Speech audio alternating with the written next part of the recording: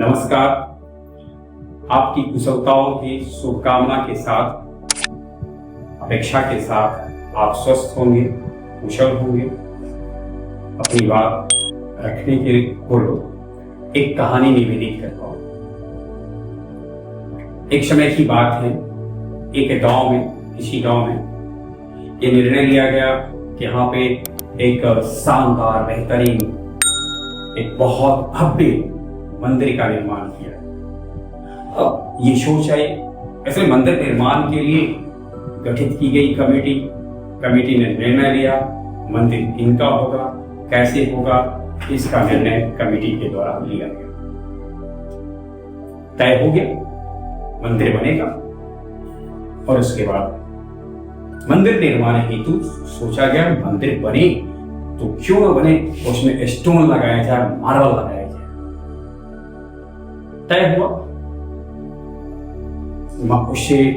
उसमें भगवान की एक प्रतिमा होगी, फर्श बनेंगे, दीवार पे सब पे मार्बल लगाए, प्रतिमा भी मार्बल के, फर्श पर भी मार्बल, दीवार पे भी मार्बल लगाए।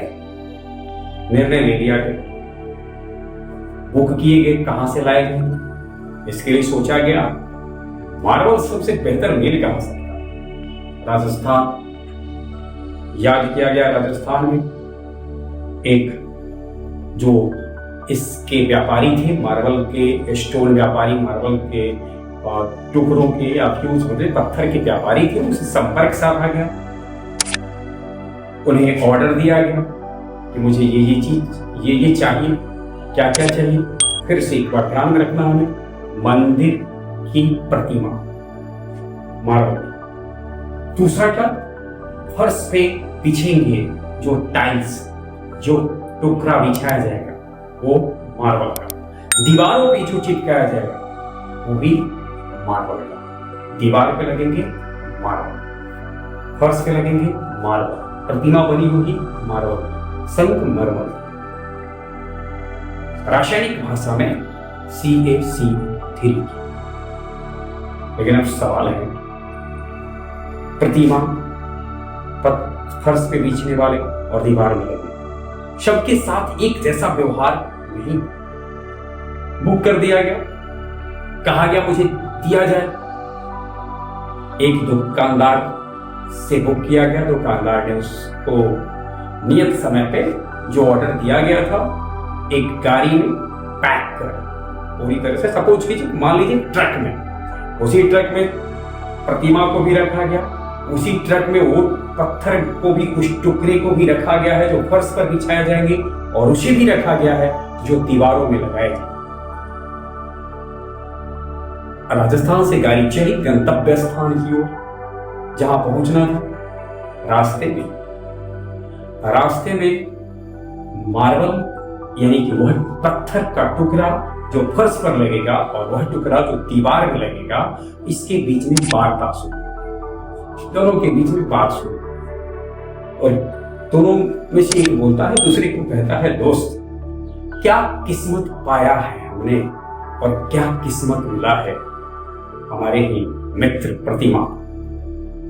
सोचो जरा, जहां हम जा रहे हैं, जिसमें हमें लगाया जाएगा, लोग, व्यक्ति, भक्तजन तुम पर पैर रख के आएंगे, यानी तुम पे पैर रख के तुझे रौंद के आएंगे, मुझ पे पीक थूकेंगे और किसी के सामने सर जाकर नवाएंगे, सर झुकाएंगे, उन्हें प्रणाम करेंगे, उनका पूजन करेंगे, उनका सम्मान करेंगे। हमें रौदा जाएगा, तुझे थूका जाएगा, तुझ पर थूका जाएगा, हम पर पैर रख के लोग चलेंगे। दोनों के बीच वार्ता हो रही थी। चलो, ये अपनी किस्मत किससे है, जबकि देखो एक ही दुकान से, ध्यान से सुनेंगे, एक ही दुकान से खरीदा गया है, एक ही से बने हैं हम। संगमरमर से मैं भी बना हूं, संगमरमर से ये भी बना है, संगमरमर से प्रतिमा भी बनी है। एक ही चट्टान से मेरा निर्माण हुआ है और एक ही खादान से खोदा गया, एक ही खादान से खोदा गया। एक ही दुकानदार ने बेचा, एक ही जगह जाकर लगाना भी है मुझको, लेकिन व्यवहार अलग अलग होगा। एक ही जगह दुनिया होगी मेरी, परंतु उस दुनिया में मेरे साथ व्यक्तियों का व्यवहार, समाज का व्यवहार भिन्न भिन्न होगा। इन दोनों की वार्ता को सुन रहा था वह प्रतिमा भी। फिर से एक बार ध्यान में रखें, मूल बात क्या है। एक ही खादान से खोदे गए हैं, एक ही चट्टान के बने हैं, एक ही मंदिर में लगाए जाने वाले हैं, केवल जगह अलग अलग होगा। एक ही गाड़ी से ढोए जा रहे हैं, एक ही दुकानदार ने बेचा है, सब कुछ एक ही जैसा है। तो फिर ये भिन्नता क्यों? फिर किसी को रौदा क्यों जाए, फिर किसी पर थूका क्यों जाए, और फिर किसी को पूजा क्यों? दोनों के बीच वार्ता हो रही थी। सामान्यतः इस तरह की वार्ता में हम भी अपना समय गवाते रहते हैं और ऐसी वार्ताओं में माथापच्ची करते रहते हैं। दोनों की वार्ता को सुनकर प्रतिमा बोलता है, प्रतिमा बोलती, प्रतिमा की आवाज, प्रतिमा कहते मेरे मित्र, ये सत्य है कि हम एक ही खादान से निकले। ये भी सत्य है कि वह रॉ मटेरियल कंपोनेंट्स जिससे हम बने हैं वो एक ही है। ये भी सत्य है एक ही मंदिर में लगेंगे। ये भी सत्य है एक ही गाड़ी से ढोया जाना है, एक ही जगह जाना है। पर उसके बाद जो तुम बोल रहे हो उसमें वह सत्य नहीं है। हम एक नहीं हैं। क्यों एक नहीं है? तो जो प्रकृति से मिला था उसके सापेक्ष, उसके संदर्भ से देखा जाए तो हम एक ही हैं। लेकिन जब सोचो, जरा सा सोचो, जब छेनी हथौड़ी तपाया जाता था, मुझे घिसा जाता था, तो तुम टूट गए थे, भाग गए थे और यूं ही किसी न किसी तरीके से अपने आप को बचा दिया था। हमने इस रूप को प्राप्त करने से पूर्व तपन देखा है, झेला है, हमें तपाया गया है, हमें छेनी हथौड़ी का प्रहार झेलना पड़ा है, हमें रगड़ा गया है, घर्षित किया गया है, तब जाकर इस रूप को प्राप्त किया है। और जब जब तुझ पर किसी तरह की आपत्ति आती थी, किसी भी प्रकार का कुछ परीक्षण तुम्हारा होता था, जैसे ये सब परीक्षण थे, ऐसा नहीं है कि इसे तोड़ने का कार्य था, लेकिन ये परखा जा रहा था। किसी को पूछने से पहले परखा ही जाता है। समाज किसी के सामने यूं ही सर नहीं झुकाते। समाज को सर झुकाने से पहले उसके पास कुछ परखने के लिए। तो प्रतिमा की आवाज, प्रतिमा कहती है कि मित्र, हम एक नहीं हैं। हम एक नहीं हैं। क्यों? क्योंकि हमने ताप झेला है, हमने दाब झेला है, हमने छेनी हथौड़ी का प्रहार झेला है। प्रिय दोस्तों, ये जीवन भी कुछ इसी तरीके से है। जीवन खुद एक मंदिर है और इस निर्माण में जो भागता है वह यूं ही किसी जो तपन झेलता है, जो साधना करता है, तपन झेलता है, तपस्या करता है, परिश्रम करता है, उसके सामने दुनिया शीश झुकाती है। और जो उस समय भागता है, किसी भी प्रकार के बहाना में बनता है, करता है, किसी प्रकार का एक्सक्यूज देता है, चाहे वो एक्सक्यूज किसी तरीके का हो, तो फिर उसे फर्श पे लगाया जाता है, जिसे यूं कर ले उससे जमाना रौंद देता है। एक पे जमाना थूकता है, एक को जमाना रौंदता है और दूसरे के सामने सर झुकाता है। तो महत्वपूर्ण बात यह है, हमें ये निर्णय खुद लेना पड़ेगा। CaCO3 ये डिसाइड नहीं किया था कि तुम कैसे हो। उसके बाद जो प्रक्रिया है वो खुद तय करनी पड़ती है। सारे कोयले के खान से हीरा नहीं मिलते और सारे कोयले के पत्थर हीरा का निर्माण भी नहीं करते, लेकिन कहा जाता है हीरा कोयले की खान से मिलता है।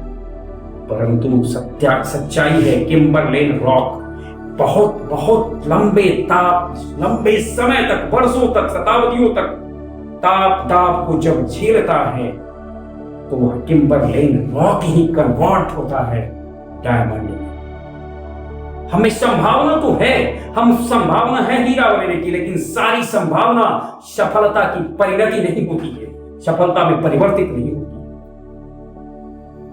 उस संभावना को सफलता में परिवर्तित होने के लिए आवश्यकता होती है साधना की। तो ध्यान में रखना है, संभावना, संभावना सफल हो, यानी सफलता में आए, इसके लिए आवश्यक है साधना की। हम यहां साधना करने के लिए जीवन में आवश्यक क्या है, इसको थोड़ा सा समझने की कोशिश करते हैं। सबसे पहले साधना के लिए आपको एक निर्णय लेना पड़ेगा। आपको करना क्या है, डिसीजन लेना पड़ेगा। इसे थोड़ा सा 4D में समझने की कोशिश करते हैं। सबसे पहला तो एक डी, जिसे हमने छुपाया, थोड़ा सा 4D से यूं कबले एक और डी उसको जोड़ दें। डिसीजन लीजिए, निर्णय लीजिए। आप निर्णय लीजिए, आपको होना क्या है, करना क्या है। पहले फैसला लें, और जब फैसला लें तो अपने आप को डिटरमाइन कीजिए। दृढ़ इच्छा शक्ति से सोचिए कि यही मुझे करना ही करना है। इसलिए 4D का पहला डी है डिटरमिनेशन। साधना के सूत्र सर, साधना कैसे करेंगे, इसके लिए सबसे पहले मुझे अपने आप को डिटरमाइन करना होगा। कठोर इच्छा शक्ति, दृढ़ इच्छा शक्ति। दुनिया में क्या क्या हो रहा है, ये सारी चीज हमें देखना नहीं है, सारी घटनाएं मुझे सुननी नहीं है। हमारे लिए क्या है, हम यदि इंजीनियर बनना चाहते हैं तो मुझे केवल वो सुनना है। इंजीनियर के पाठ्यक्रम क्या है, इंजीनियरिंग में पढ़ाई किसकी होती है, इसे मुझे सुनना भी होगा, इसे चुनना भी होगा, और हर कुछ में मुझे इंजीनियरिंग ही देखनी पड़ेगी। दीवारों को देखने के लिए आंख इंजीनियर की होनी चाहिए, सुनना है कान इंजीनियर की तरह सुने। इसलिए इच्छा शक्ति हमारी मजबूत होनी चाहिए। जब मजबूत इच्छा शक्ति होती है तो धीरे धीरे धीरे हम में भक्ति भाव पैदा। भक्ति भाव क्या है?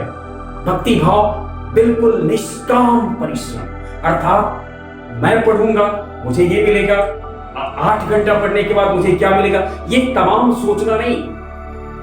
बस केवल यह सोचना, पढ़ने के लिए ही मैं आया हूं, पढ़ने के लिए ही मैं हूं, इसी के लिए मैं हूं। निष्काम भाव से कर्म करते रहना, यही कहलाता है डिवोशन, भक्ति। हर 10 मिनट 15 मिनट पढ़ने के बाद सोचिए ये इसके फायदे क्या हुए। तो इस प्रकार के कह सकते हैं स्तरहीन व्यापार का नाम डिवोशन नहीं हो सकता, यह निष्काम भाव। तो इस तरीके की भक्ति आप में पहले तो डिटर्मिनेशन हो, डिवोशन हो, और तीसरा चीज जो हमें ध्यान में रखना है डिसिप्लिन, अनुशासन। अनुशासन शब्द का अर्थ है आत्म अनुशासन से। यहां अनुशासन का अभिप्राय किसी की बात मानना नहीं है, खुद की बात मानना। खुद की कौन सी बात? आपने जो निर्णय लिया था कि मुझे यह करना है, और उसके लिए बार बार आपने जो चिंतन किया, मनन किया, उससे अपने इंद्रियों को समझाना, बताना कि तुम एक सामान्य इंद्रिय नहीं हो, ये कहलाता है डिसिप्लिन। बाजार में जब गए हो, कि चाहे वो बाजार कैसा भी बाजार क्यों ना हो, वह शैक्षिक बाजार हो या अन्य कोई भी बाजार हो, जब हम वहां पहुंचे हैं तो अपनी आंखों को, अपने इंद्रियों को ये समझाना मुझे क्या देखना है, क्या नहीं देखना है, ये डिसिप्लिन है, ये आत्मानुशासन है। और फाइनली चौथा डेडिकेशन, समर्पण। स्वाभाविक है जब आप एक दृढ़ इच्छा शक्ति पाते हैं, जब आप में निष्काम भक्ति भाव पैदा होता है और आप अपने आप को अनुशासित कर लेते हैं, तो फिर आपका सारा कर्म समर्पित होता है अपने लक्ष्य की ओर। फिर क्या था, खाना भी समर्पण। हम खा भी रहे हैं इसलिए क्योंकि मुझे इंजीनियर बनना है, हम बाजार भी जा रहे हैं क्योंकि मुझे इंजीनियर बनना है, हम सो भी रहे हैं क्योंकि मुझे इंजीनियर बनना है। अर्थात सब कुछ लक्ष्य को समर्पित हो जाता है। खाना पीना, सोना, जागना, उठना, खेलना, सारी क्रियाएं लक्ष्य को समर्पित हो जाती है। और इस तरीके का जब समर्पण होता है तो एक काम दुनिया करती है, जमाना करता है डिक्लेरेशन, घोषणा। किस बात का घोषणा? तो हमने अंतिम डी जमाने के लिए छोड़ दिया, वो आपके लिए नहीं, या आप अपने जीवन में उतारे, जमाना घोषित कर देगा, डिक्लेरेशन कर देगा कि वह व्यक्ति सफलता के शिखर पर है। जमाना लेकिन यूं ही नहीं करेगा। जब आप किसी को जाओगे जमाने को कहने के लिए कि मैं ये करना चाहता हूं, तो जमाना सबसे पहले यहां से ये सीधी है, 1 2 3 4 पैदा नहीं, जमाना सीधे कहेगा, नकार देता है, तुमसे नहीं होगा। अब दो तरह के लोग होंगे, एक कहते हैं ये मुझसे नहीं होगा तो आगे नहीं बढ़ो, लेकिन कुछ लोग होंगे चलो जमाने को दिखा देते हैं, कहा है नहीं होगा तो करके देखते हैं, आगे बढ़ जाते हैं। जो यहीं पर जब कुछ लोग आए, यहीं पे कहा गया नहीं होगा, रुक जाते हैं, अगले सीढ़ी पे नहीं आते हैं, तो फिर उनके सामने कुछ नहीं होता। जमाना दूसरा परखने वाला कसौटी, जिस पैमाने पर कसकर परखता है आपकी इच्छा शक्ति को, पहले नकार दिया और आप लौट आए तो समझ जाता है ये करने वाला था ही नहीं। फिर भी आपने किया, कोई सामान ही आपने बनाया, तो उसके बाद उसकी आलोचना करता है, बनाया तो लेकिन उतना अच्छा नहीं। क्रिटिसाइज करना, क्रिटिसाइजेशन, तो पहले नेगलेक्शन, क्रिटिसाइजेशन, आलोचना करता है, किया तो लेकिन उतना बेहतर नहीं है। लेकिन इसके बाद भी जब आप करते रहते हो, करते रहते हो, करते रहते हो, तो जमाना स्वीकार लेता है, हाँ इसने किया। और तब जब स्वीकार लेता है, उसके बाद भी जब आप करते रहते हो, तो जमाना सम्मान करता है, सैल्यूट करता है, कहता है कि इसने बहुत महान महान कार्य किया है। मित्रों, मैं आपको ये बता दूं, दुनिया की कोई कार्य महान, कोई ऐसा कार्य नहीं है जो एक पैकेज में आता है, एक मुफ्त आता है। ये छोटे छोटे छोटे क्वांटम हैं जिनसे बनता है। छोटे छोटे काम, हर काम को करते रहे, उससे ये बनता है। इस अपेक्षा के साथ आप अपने जीवन के निर्माण में तपस्वी की भांति अपने आप को लगाएंगे, तपेंगे, और जमाने के पास चाहे जो जो कसौटी है जिस पर परखने की, उन तमाम कसौटियों पर अपने आप को परखे जाने की तैयारी करेंगे। मैं आपको अपने उपनिषदों में, वेदों में कही हुई इन बातों के साथ अपनी वाणी को विराम देता हूँ।